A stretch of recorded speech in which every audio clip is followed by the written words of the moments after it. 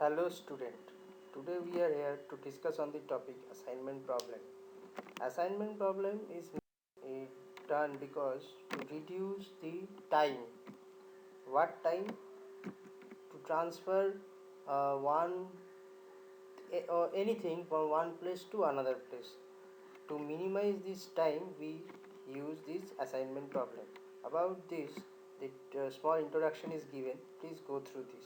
Assignment problem mainly refers to a special class of linear programming problems that involves determining the most efficient uh, uh, assignment of people to projects, salespeople to territories, contracts to periods, and so on. Please go through these slides. I'm not reading. Next is it has been explained by giving some examples. Please go through these.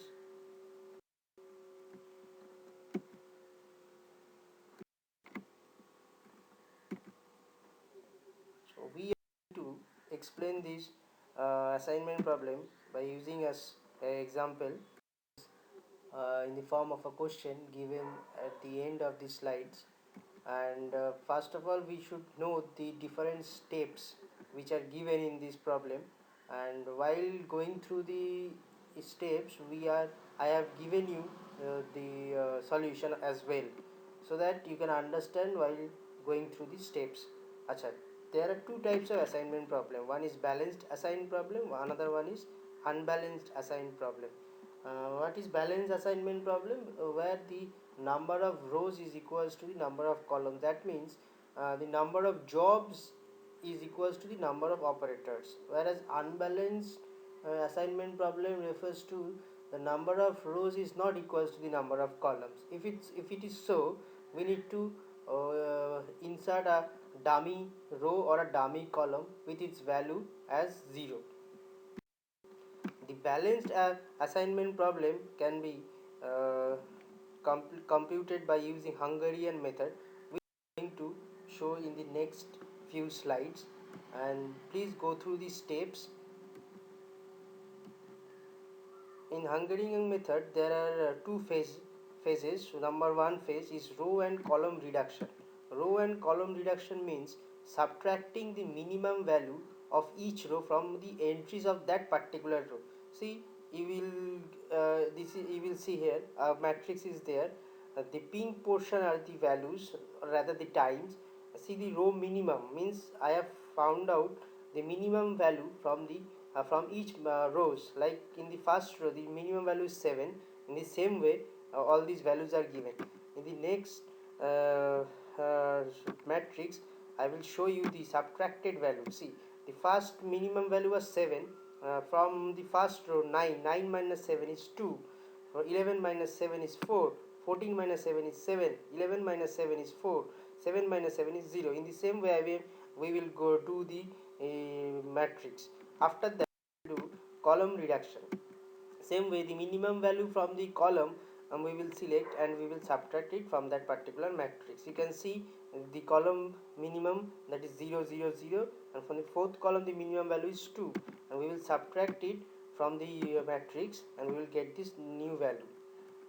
This is step 2 of the phase 1. That means phase 1 has been completed. Now phase 2, uh, what we will do, we will draw the minimum number of lines to cover all the zeros of the matrix. How we will do that? See, I am showing you. First step is row scanning. Row scanning means in every row we will find out whether there is one single zero or not. If it is found so, then we will cut that zero vertically. See, I have done that. Next slide. See, in the first row there is 1 0 in the 5 job 1 and operators 5. There is 1 0. So I have deleted that particular column. If we found out 1 0 in row, we will delete the column, and if we found 1 0 in column, we will delete the row, which I will show you in the next slides. See, in this way we will do. After this, see, we will check whether the number of zeros is equals to number of columns. If it is not so, then we will go to reduction.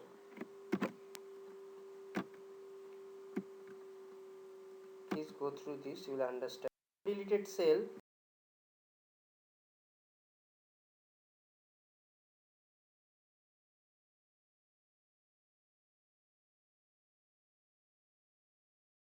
we will do, we have subtracted the value.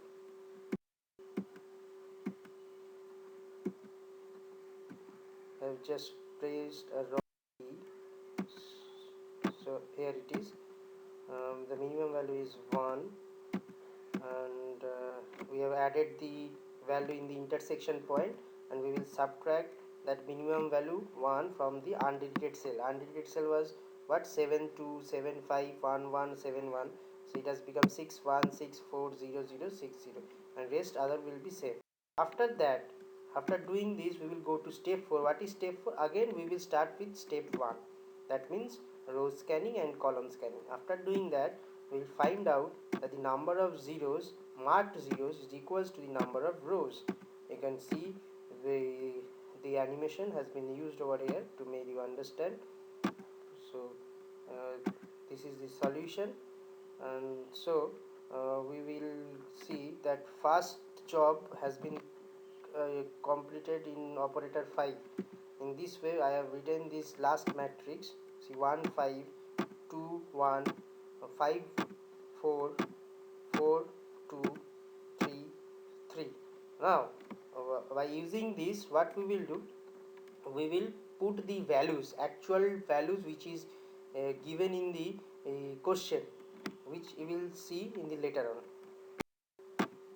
So step 5 is what? Treat the solution as optimal and feasible, as the number of rows is equals to number of marked cells.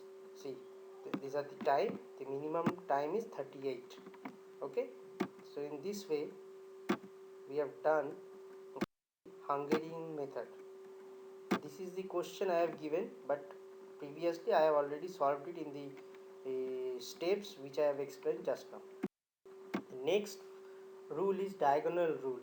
This rule is also same, but here a simple change is there, that I will explain you by a question. See, the phase 1, phase 2 is same, but here is one problem, that before what we were doing, we are just uh, deleting those cells which has a single zero in a single row or a single column.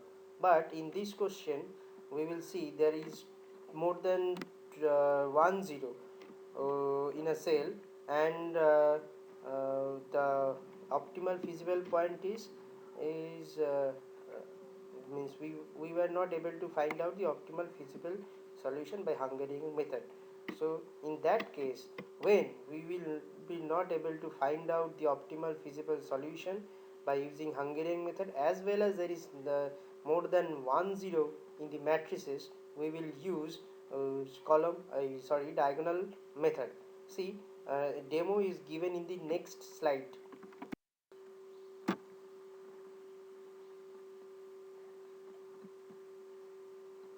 This is the question, this is the question solution after doing the phase 1, means the row reduction and column reduction. We found out that there is two zeros in a row, as well as there are zero which is present in operator 2 and job 1, and operator 3 and job 2 both are diagonally present. So what we will do, if this type of thing happens, what we will do, we will means mark the zero in the same way, but the zero which is present diagonally to it, we can also mark it. See,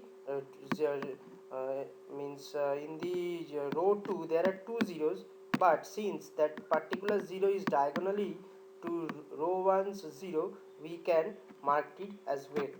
In this way we will do. See, now 4 marked 0 is equal to 4 columns. In this way we can find out the diagonal method solution. This steps to step 3 is same as the Hungarian method, just the one change is there in the diagonal method. A question is given here, After completing the phase 1, phase 2, you can go through the diagonal step. Next method is maximization method. This is also a same type of thing. I have again explained it with a solution, and but the question is given later on, and same way. But in this problem, first we need to convert the values which is given in the question by subtracting all the values from its maximum or the largest value, like which I have shown in the next slide. So here is also the phase 1 and phase 2 same, but the main change is here is, see, the values are given in the question is, and the maximum or the largest value is 45. So we will reduce or we will subtract all the values from this particular 45 value. See, 45 minus 45 is 0, 45 minus 38 is 7, 45 minus 30 is 15. In this way we will compute this uh, matrix.